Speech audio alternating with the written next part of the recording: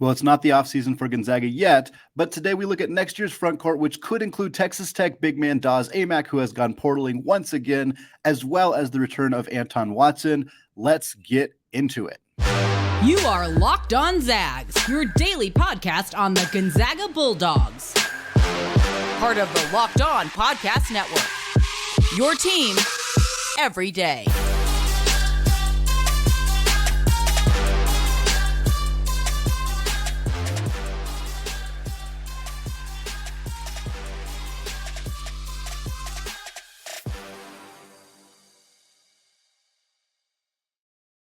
What is going on, y'all? Welcome to the Locked On Zags podcast, part of the Locked On Podcast Network, your team every day. I am your host and longtime Gonzaga podcaster, Andy Patton, here to bring you news and updates on all things Zag athletics.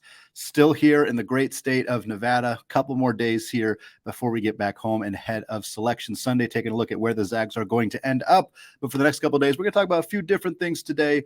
We're talking about Fardaws Aimaq entering the transfer portal after a very tumultuous season at Texas Tech. We'll get into that, what it means for him. We're going to talk about Anton Watson, who's non-committal about whether he is going to return for his fifth season, his final year of eligibility in Spokane or not. And we're going to kind of wrap it all up looking at what that could mean for Gonzaga's front court next season. But let's start with Fardaws Aimaq. You may remember the news surrounding him last year. He was one of Gonzaga's highest profile targets in the transfer portal. And part of the issue with the portal for Gonzaga last year was they didn't know what was going to happen with Drew Timme, because Drew Timme did not announce that he was returning to Gonzaga for a fourth and final season until the quite literally last minute. In the final hour of time he had to make a decision, he finally tweeted, "I'm back." He returned, and I don't blame Drew for this at all. I want to be very clear about that. He takes all the time that he wanted to make that decision, but it put Gonzaga in a spot where they couldn't, guys like Aimaq, Johnny Broome, who's at Auburn, like they were the top kind of big man transfer portal options. And I don't think they were willing to commit to Gonzaga without knowing whether Drew Timme was going to be there or not. Zags, of course, pivoted, landed Efton Reid, which I think is a fantastic addition, and an addition that is going to pay dividends for them down the line. But now Aimaq is back. He's back in the transfer portal. He had that dominant season at Utah Valley in 21-22. He averaged 19 points, 13.5 rebounds, 2 assists, 1.3 blocks, shot 43.5% from deep. That's why everybody was interested in him. 19 points, 14 rebounds, good passer, decent shot blocker, shoots 40+% from three. What wasn't to love? The Zags were in his final five, alongside Texas, alongside the University of Washington, alongside Iowa, and of course, alongside Texas Tech, which is where he ultimately ended up going. He did also consider the NBA draft. But what happened at Tech, things kind of unraveled for him pretty quickly. He got injured. He suffered a foot injury before the season and wasn't able to play until mid-January. It was reported he might come back in early January, and that caused kind of a kerfuffle because he wasn't ready to come back. He felt like the team was pressuring him. It was pretty clear that there was some strain there. Reporting at the time that he was going to enter the transfer portal and leave at midseason. That, of course, did not happen. He did return for Tech on the 14th. He played 3 games, averaged 10 points, 6.7 rebounds in that time. Then he missed a few more weeks. Then he came back on the 11th of February. Rest of the season, he averaged 12.5 points, 9 rebounds, 2 assists, but he only shot 21% from deep.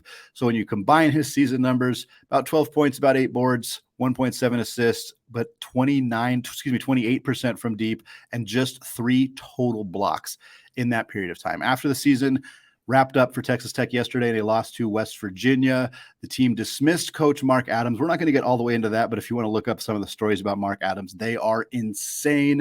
It is a good thing that he is no longer the head coach for the Red Raiders, but Aimaq entered the portal anyway, and he made it pretty clear that he is not happy with what happened there. His statement basically said, because of situations that happened here at Texas Tech, I am going to enter the transfer portal. That was his statement. Now I'm going to read you what he tweeted, because I think that tells a little bit more of the picture for Aimaq. Here's his tweet, word for word. Funny how they talk crazy when you want to do what's best for you. Rushed back, wasn't supposed to play, played at 60% and taking many different things just to get on the court to play. The injury I had holds out most guys 6 to 8 months to fully recover. Played for my brothers. So he's pretty much confirming the story that we kind of heard in January, which is the team pushed him to get back, and he played at not full health. He mentions that he was taking drugs, assumingly legal drugs, obviously, in order to get back onto the court, but he wasn't happy about any of this. And the fact that he announced he's entering the transfer portal after Mark Adams made his statement that he is, or after Mark Adams stepped down, It means this isn't just about the head coach. This is about more than that. It's about the staff in general. There were some issues he had with more than just the head coach there, and he didn't want to be there anymore. So I don't think that this is a character issue for Aimaq. I think a lot of people kind of furrow their brow when they see a guy entering the transfer portal after one season at another place, but it's pretty clear to look at what's going on at Texas Tech and see that there's some significant issues there. You can maybe furrow your brow at why he chose to go there in the first place, but again, I think the reasoning for not going to Gonzaga was fairly apparent at the time because of Drew Timme's indecision. So I don't think there's any real animosity here. I think this is a great fit here. And will Gonzaga be back on his list? That's part of the question. But one thing we do know for sure is that Drew Timme made it clear he's gone now. There is an opening at the center position for the Gonzaga Bulldogs. Anton Watson's future is up in the air. We'll talk about that in the second segment. But regardless, Aimaq could be a really good fit for the Bulldogs, regardless of Anton Watson's situation. Aimaq did think about going pro, but I don't think he's going to go pro after this season. His numbers weren't great. The injury obviously was something that held him back in a significant way. Coming to a place like Gonzaga, where they're going to take care of you from an injury perspective, we know that. You're going to get a chance to play, assuming you're healthy. You're going to play. You're going to be a featured part of the offense. And Gonzaga has turned guys they've turned transfers into NBA players with extreme regularity. Look at Brandon Clark. Kyle Witcher had a brief stand in the NBA. I mean, he's done it before. Jonathan Williams transferred to Gonzaga, ended up playing in the NBA. Like, they have done this with players before. The development system in Spokane is fantastic. And even though Aimaq would probably only be there for 1 year, I think the growth that he could do in that one season would be tremendous. So I think this is a really, really good fit for Fardaws Aimaq were he wanting to come to Gonzaga. The follow-up question to that is whether the Zags would want him. And I think that is an interesting question that they have to kind of look at, because two of the skills that were the most appealing about Aimaq when he was at Utah Valley were his ability to stretch the floor with his outside shooting and his shot blocking. Neither of those showed up at Texas Tech. Now, if we believe that he was truly at 60%, and I'm guessing that it was 60% seems pretty low, I trust him, and I think very clearly he was not at 100%. But how much of his kind of struggles shooting and struggles shot blocking and all that were related to going up from, the level that the Utah Valley is in the WAC versus the Big 12? It's hard to know. You would expect some regression. He wasn't going to average 19 points and 14 rebounds. Instead, he averaged 12 points and 8.5 rebounds. That's still pretty good. But he played very few games. He was not 100%. It's really hard to know. He blocked 3 shots. How much of that is related to the foot injury? It's impossible to know. I really don't know. The three-point shooting didn't show up in a significant way. Is that usage at Texas Tech? Is it that he wasn't 100%? Like, there's so many different factors that kind of go into that. Rim protection is a huge need for the Zags. If they do pursue the transfer portal to add a big man, and I suspect that they probably will, a big man who can block shots, defend the rim is really impactful. Aimaq is an incredible rebounder. He averaged almost 10 rebounds per game in the Big 12 at not 100%. That's very, very impressive. That is a huge need for Gonzaga as well, but I would love to get a big who can also protect the rim. And right now, I'm not sold that's Aimaq. If the staff gets him in, if they get a look at him, they do, they watch more of the tape, kind of evaluate what happened, get a better sense of his injury, and they feel like, yeah, this is a guy who could protect the rim for us, maybe stretch the floor a little bit. I think that he's a really, really nice fit. Well, Anton Watson did not make a definitive statement about his future, and there's some optimism that he's going to return for what would be a very big year in 2023-2024. More on that and his fit with Aimaq if he were to come to Spokane after a word from today's sponsor, FanDuel. The midway point of the NBA season is here, and now is the perfect time to download FanDuel, America's #1 sportsbook. Because new customers get a no-sweat first bet of up to $1,000. That's bonus bets back if your first bet doesn't win. Just download the FanDuel Sportsbook app. It's safe, secure, and super easy to use. Then you can bet on everything from the money line to point scores and threes drained. Maybe you like Domantas Sabonis to keep putting up huge numbers for Sacramento. Maybe you like Zach Collins in his new role with the Spurs to keep up the high production. Maybe you want to make an exclusive bet like Corey Kispert hitting 2 threes in his first 3 minutes of Washington's next game. Plus, FanDuel even lets you combine your bets for a chance at a bigger payout with a same-game parlay. So don't miss the chance to get your no-sweat first bet of up to $1,000 in bonus bets when you go to FanDuel.com/lockedon. That's FanDuel.com/lockedon to learn more. Make every moment more with FanDuel, an official sports betting partner of the NBA. All right, segment 2, still Andy Patton, still Locked On Zags. I want to thank all of you for making Locked On Zags your first listen of the day. Make sure you check out our new-ish podcast. We had just finished our first season, the Locked On College Basketball Show. Myself, co-host Isaac Shade of Locked On Tar Heels, 5 days a week, breaking down all of the bubble stuff, breaking down Jim Boeheim leaving at Syracuse, everything that's going on in college sports. We're talking about it on a daily basis. Check us out on YouTube or wherever you get your podcasts.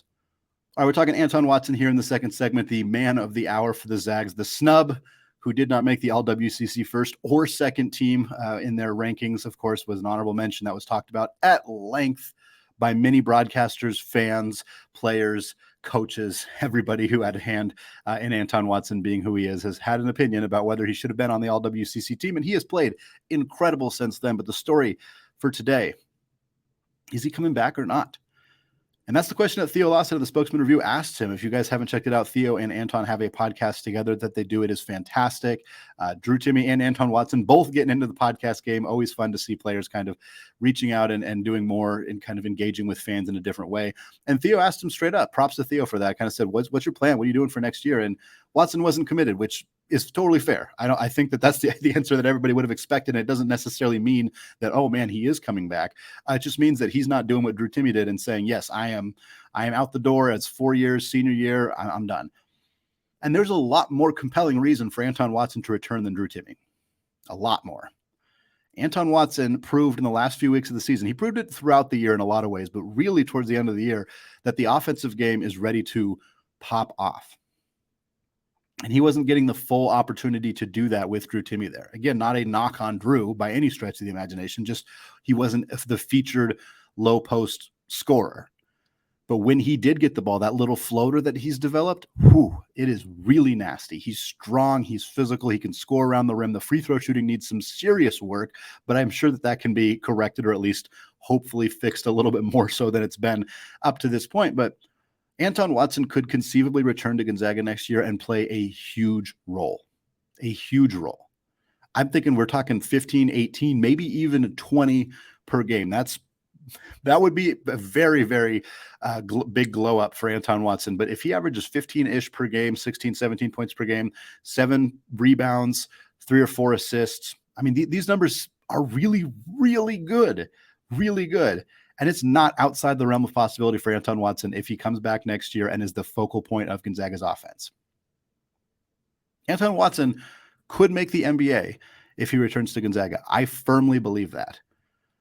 If you go back to the Score Zags Score podcast, which I started 2 years before I ever hosted a Locked On Zags episode, it was the first time I podcasted about Gonzaga. My 11th episode ever was titled Anton Watson, Past, Present, and Future. It was during his freshman year. It was right before he suffered that shoulder injury. And I talked about, hey, there is a path for this young man to be an NBA player. For the next 2 years, I kind of thought, okay, that dream is a little bit dead. We haven't seen the offense mature. We haven't seen the outside shooting. He's a decent defensive player / good defensive player in his first couple of years, but there were some injury issues, and then the offensive game just wasn't there. Now, after seeing what we saw this year, after seeing him have explosive dunks on people, blocking shots, stretching the floor a little bit, the three-point shooting is still not great, but there's a little bit more of it there, some more confidence in it. And knowing that he could return next year without Drew Timme and being the focal point down low, I think there's an NBA player right there. I really think there is. He's the right size. He's got the right build. He's the right strength. He's a very, very good defensive player. Corey Kispert did it. Other guys have done it. Corey Kispert didn't return for a 5th year, mind you, but players can do that now. And I think Anton Watson could come back, have a really good year, and find himself in the NBA as a 5th-year senior. That would be an incredible story for Gonzaga. That would be an incredible story for Anton Watson, a guy who came from Spokane, went to Gonzaga Prep, came to Gonzaga as a highly regarded recruit, one of the highest regarded recruits in school history, one of the highest regarded recruits in the state of Washington when he came to Spokane, gets injured, never really finds his role as a freshman. He had a role. It wasn't significantly there. And then we see him step into, he still didn't have a huge role as a sophomore, and then it's expected he's going to have a bigger role. Chet Holmgren comes on board. You have Holmgren, you have Timme. You don't really see a big role for him kind of materializing there. Comes back this year and steps into a bigger role, and immediately it's clear that he can play. He finally got his opportunity to play more minutes. He showcased some more offensive skills, some more versatility. And the defense, I mean, his hands, just his hands alone, elite. His ability to knock the ball away, to put pressure on people, to keep them in front of him, to use his body, to not commit fouls is extraordinary. And that skill is going to help him tremendously in the NBA. I'd be curious to see how he would test. And I think that's an interesting kind of element of this for Anton Watson is he going to declare for the NBA? Is he going to go through the process? They're going to do his standing reach, his athleticism? Because if he pops off that way, if his vertical or his side-to-side movement, his horizontal movement is elite, if his range is elite, if his wingspan is elite, I think teams are all of a sudden going to say, well, hey, hold on. This is a 6'8" guy who has, above average length, above average jumping ability, above average side-to-side movement. Maybe we take a chance on him this year. Like maybe they start saying, hey, yeah, we're interested. Maybe we take a flyer on you in the late second, or we priority signee and bring you straight to the summer league. But I think, and I could be wrong, I'm certainly not an NBA scout, certainly don't have conversations with a lot of NBA scouts, certainly don't know the exact conversations that they're having with players and prospects, but it stands to reason to me at least that there could be a conversation that NBA scouts have with Anton Watson where they are saying, hey, we believe that if you go back to Gonzaga and you have a bigger role offensively, which is expected with the loss of Drew Timme, that you could be a guy we would select in the NBA draft next year. I think Anton Watson is very capable of being a 2024 NBA draft pick, much more so than I believe that he will get drafted in the 2023 NBA draft. And I think that he knows that. Anton Watson does not strike me as somebody who is too arrogant, too egotistical to think that, I can just make it this year. I'm just going to go here. I think he understands that returning to school could help him. Gonzaga has done this before, and I don't know how they convince players necessarily, or if it's just that the players have the IQ, are hearing the right things from scouts, whatever it may be.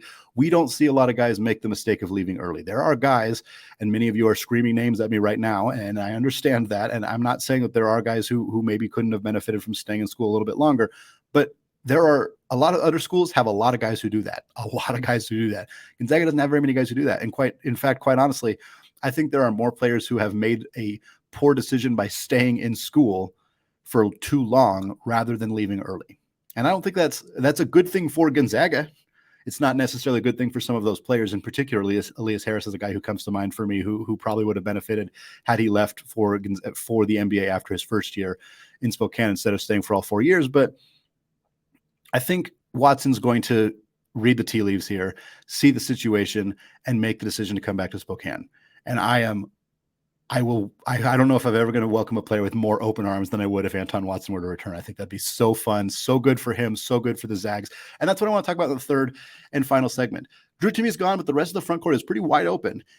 Are we going to have Anton Watson back? Are we going to have Fardaws Aimaq? Let's take a look at what that might look like, what it might look like without those guys, with Ben Gregg, with Efton, Reid. We're going to take a look at all of that right after this.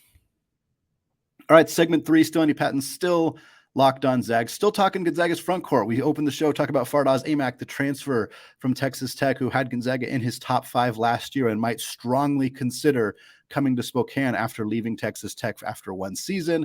We talked about Anton Watson and the opportunity for him to potentially return, boost his draft stock, and put himself in the conversation to be an NBA pick in the 2024 NBA draft.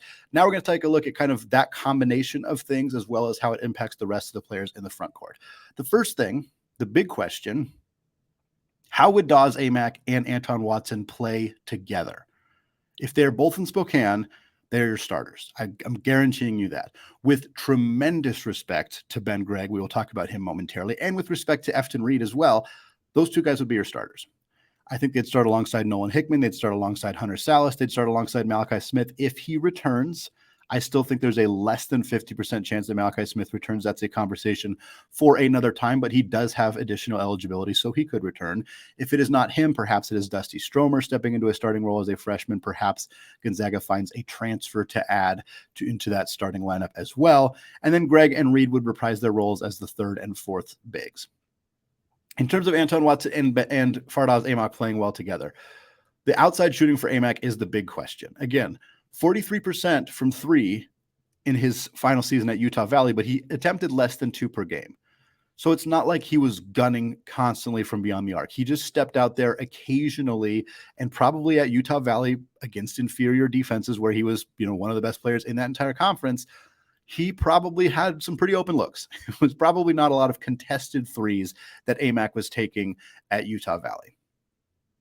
If he can come to Gonzaga and stretch the floor, being able to pull the defense away, give Anton Watson more room to operate if we're assuming he's playing kind of the low part of the offense, give some more passing lanes, give some more driving, cutting lanes off of some of those high ball screens those side-to-side screen actions that they like to run. If Aimaq can stretch the floor, that's really helpful. We've seen what Gonzaga's offense looks like when Ben Gregg is in the game. At times, it is almost more smooth because of his ability to play away from the rim. Aimaq, I think, needs to be that for it to work with Gonzaga. If he's a low post scorer who clogs the paint and doesn't do a ton else, he's just too similar to Watson. And then defensively, I think he needs to be a rim protector too. The ideal fit for Gonzaga is a guy who, it's a Chet Holmgren type. Who doesn't want that on their team? A guy who can defend the rim and stretch the floor, because Anton Watson, he has so many great skills, but neither of those are them. Those aren't his skills. He's a phenomenal defensive player, and he's developed into a decent rim protector, but he doesn't have the size to be an elite rim protector. That's just not his game. He's better served playing away from the rim defensively because he's really, really good at it. Offensively, I don't think Anton Watson's going to become a great three-point shooter. I don't think that's magically going to happen. I think we've seen him steadily improve, and I think next year there's a chance that when he has open looks, he's going to shoot him and he's going to knock him down at a decent clip. But I don't think that's going to be a focal point for him offensively. So I think Aimaq has, on paper, a potential fit that would go really well with Anton Watson. But we have to see if those stuff is going to work in practice. Did it not work last year because he was injured? Did it not work last year because he was playing at a higher level of competition? Because the difference between those two things is pretty significant. Gonzaga doesn't want to bring Aimaq into the house if he can't do that stuff against high-level opponents. Now, I'm of the belief that he probably can, and seeing him average 9 rebounds per game in the Big 12, again, gives me a lot of confidence that his size, his physicality is not an issue, and that some of the issues we saw from him last year almost certainly stem from having a significant foot injury that he correctly said usually takes people 6 to 8 months to return from, and he returned much sooner than that, so he probably was not at 100%. What does all this mean for Ben Gregg and Efton Reid? Because there's a chance Anton Watson does not return. There's an even greater chance that all this conversation about Fardaws Aimaq does not matter because he does not come to Gonzaga. This is far, far from a sure thing. So what does it mean for Ben Gregg and Efton Reid? Well, if this does happen, if Watson returns and the Zags add a transfer, whether it's Aimaq or somebody else, if they add somebody to start at the center position, then Ben Gregg and Efton Reid would pretty much reprise their same roles. Ben as the third big, Reid as the fourth big. Ben Gregg could easily start next year. If the Zags, if it's one or the other here, if Anton Watson returns and the Zags don't add a transfer, I think Gregg could start alongside Anton Watson, and it would be great. I think those two guys can play together really well. I think they lack rim protection in a pretty significant way, and that would be a problem for Gonzaga. But I think Ben's ability to stretch the floor, he's developing as a passer. We still see him make some mistakes passing the basketball, but I think he's getting better in that regard. Ben and Watson starting together, I'm good with that. If Watson leaves, the Zags add a transfer. Let's say it's Aimaq and Gregg. I think that works. I still think you're lacking a little bit of rim protection, but I think in that situation, you let Aimaq go to work down in the paint. He's a low post, high usage scorer, and I think he succeeds in that role. So Ben Gregg can fit with just about anybody. He's going to play more minutes next year, even if he's the third big. I think you would see him step into a bigger role. Maybe it's more like 20 to 22 minutes a game, 25, even at certain situations. I think Aimaq would be somewhat limited. Maybe they'd kind of ease him into action a little bit. I don't think he's going to play as many minutes as Drew Timme, which is why I think you would see Ben Gregg step into a bigger role. What does it mean for Efton Reid? Efton Reid probably doesn't want to be the fourth big again next year. I don't blame him. He was a top 25 prospect coming out of high school. He started every game at LSU. He only played like 20 minutes a game, but he started every single game there. He came here knowing full well that there was a good chance that Drew Timme would return to Gonzaga and he wouldn't get a huge role. And I think that's great and honorable and noble of him. But I don't think he expected to sit on the bench for 2 years. So that's an interesting dynamic here of how that would shake out. Maybe Reid can develop into a more of a rim protector and actually play a bigger role, even if there are 3 other bigs in front of him. Of course, if either Watson or Aimaq or another transfer don't end up in Spokane, Reid could easily play into the third big role. I don't think he's going to be a starter. I don't think there's a likely reality where Efton Reid is starting for the Gonzaga Bulldogs next season. If that is the case, I think it's because something went wrong, quite honestly. I'm not trying to knock Reid. I think he's a great player. I think he's just needs to step into a bigger role, but not that big of a role next year, and then maybe explode the year after that. That's kind of the development plan that I think Efton Reid is on. We've seen Gonzaga do this kind of development with players before, and it makes a lot of sense looking at how raw Reid has been this year, but how tantalizing the tools are. You can see a path to him being much more successful next year, but maybe having his explosion, his really big breakout the year after that.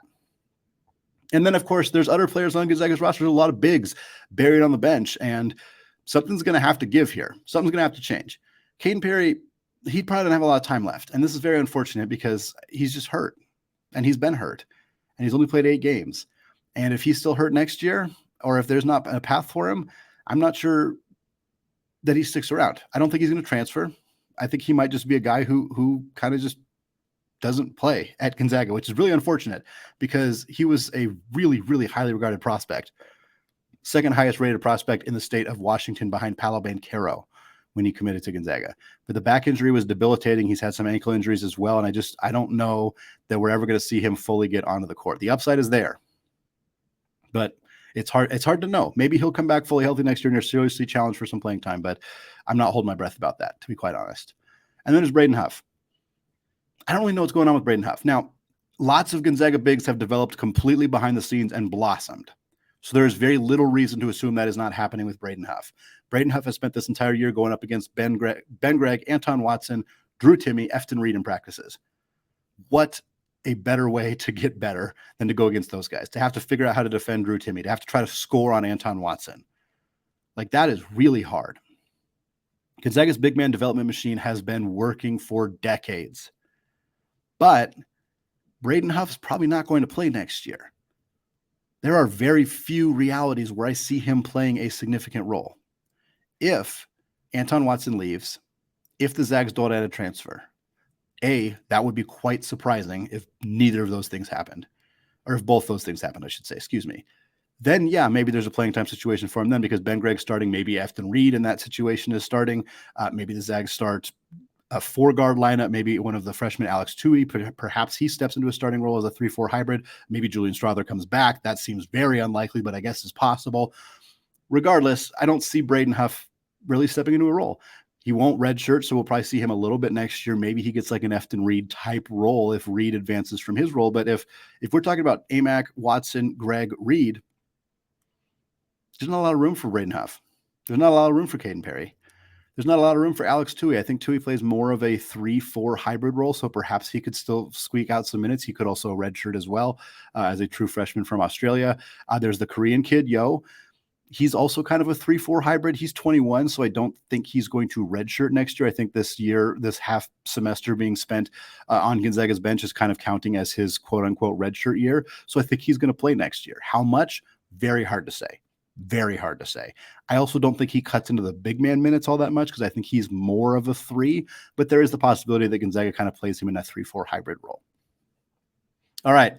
That is going to wrap us up for today. We got more conversation on Friday. We're going to talk a little bit about the Big 12. We're going to talk about some of the rumors we're hearing about Gonzaga and, of course, the new commissioner for the WCC, Stu Jackson. All that coming your way on Friday before the big day, Selection Sunday, reaction to that, and, of course, previewing Gonzaga's first NCAA tournament game, all coming your way next week. I'll be back home away from Sin City, where I've been for the last week. Very excited to get back home, get a chance to record from the studio there. Check out the podcast wherever you get podcasts. Find us on YouTube as well. Also, go hit that subscribe button on YouTube for Locked On Zags and Locked On College Basketball Podcast. It is very much appreciated. All right. Thank you all for listening. And as always, go Zags.